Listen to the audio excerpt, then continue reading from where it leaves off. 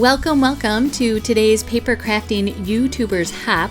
Our theme for this month is To the Moon and Back. So I have these two photos from when my husband and I went to Disneyland, and my favorite ride, or at least one of my all-time favorite rides, is the Astro Blasters with Buzz Lightyear, where you hit these targets and gain a high score. And in my family, I am the champion of this game.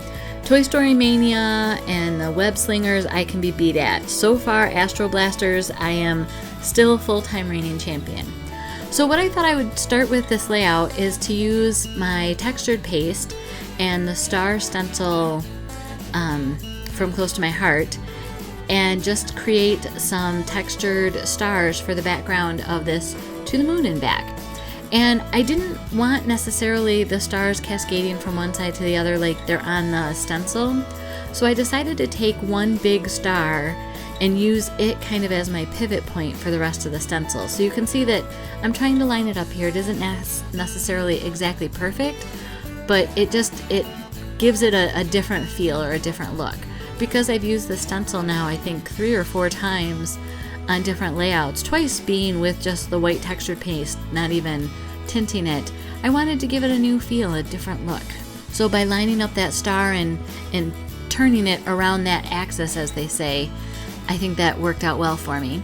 So I'm not going to make you watch me frost all of the stenciled stars in place, but I love the reveal, so I hopped over to that part, and you get to see kind of how that all turned out. And I went and washed my stencil and everything right away, and while I was in the kitchen washing that, I grabbed a dinner plate so that I could make my partial moon to put on my layout as well. And I thought I had footage of me sponging the whole moon, but what I did is I took the shortbread and the lemonade ink pads, and I just used the same micro blending sponge brush. I don't remember the name of it, I apologize. But you can see how the circles that we normally try to avoid when blending on papers really make this moon look fantastic, or at least I think they do. So to give those crevets and craters, that's the word I'm looking for, to have the craters of the moon, it just works perfectly with that blending tool. So I was excited about that. And then these little targets that are the Zerg targets that you aim at during the ride, I created in Cricut. So I just did the basic shapes, and I made a Z with a lightning bolt coming out of the bottom of it, and just kind of had fun with it. I also went ahead and cut To the Moon and Back out of the green cardstock from the Cricut.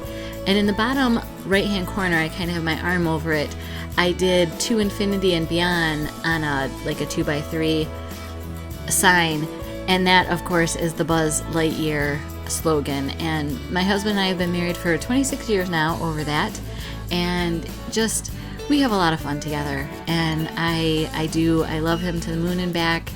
And although he doesn't score well on this game, in fact, we can add up all of my family score, my husband's, our 20-year-old, our 12-year-old boys, and I typically my score is higher than their 3 combined. So if you're wondering, the scores on the screen there, I'm on the left-hand side.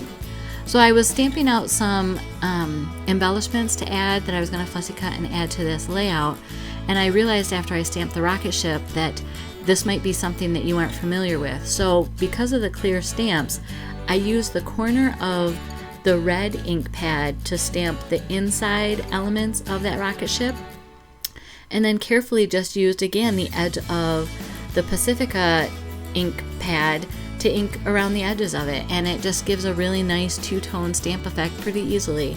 So here's all the pieces that I fussy cut out. Some of the words I mounted on different cardstock banners, and I was just trying to get a balance between orange and green, and also to bring in a little bit of that Pacifica blue. With I thought about originally having the background be the Pacifica blue, but then everything got a little too close in color tone, and you didn't have enough contrast between the papers and the pictures and the moon. So that's why I stuck with the black, but I didn't want to have it too heavy in other places on the layout. So then I'm taking these little space cars And because you ride in a little space car with the laser gun on the ride, I thought that I needed 2 of these little space cars, one for him and one for me.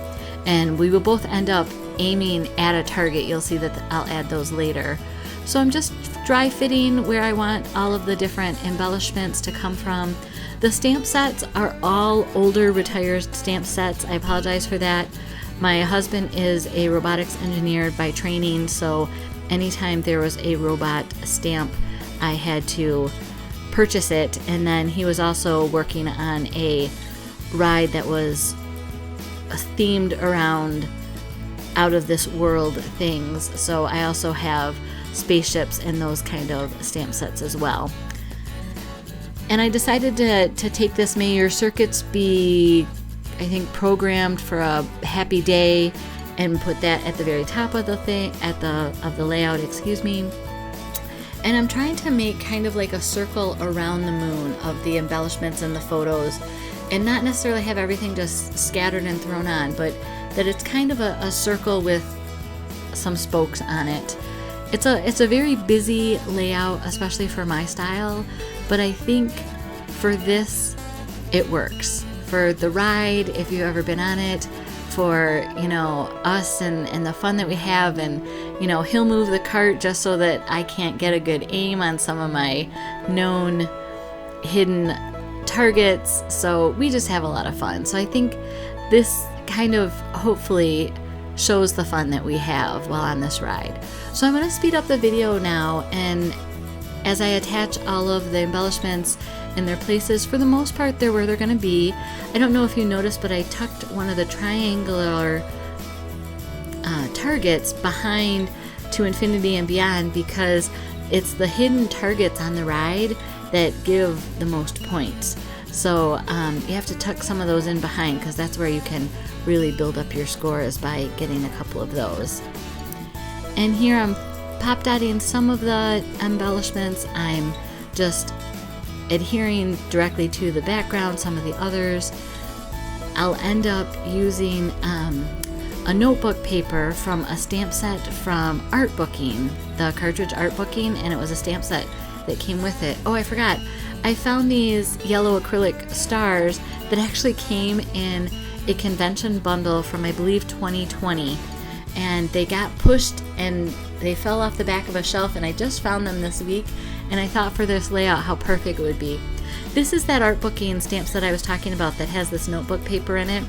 And when I cut one sheet, I'll just go ahead and cut 1 or 2 full sheets of White Daisy and 1 or 2 full sheets of the French Vanilla, or in this case it was the Colonial White paper, so that I can always just stamp the notebook paper and add my journaling. And if you noticed, I went ahead and put whose score was who, so down the road when people forget, they'll know that I had the higher score.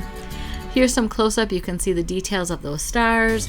I did go through and stamp with pigment ink some of the other images that you see in those stars, and I forgot to mention that.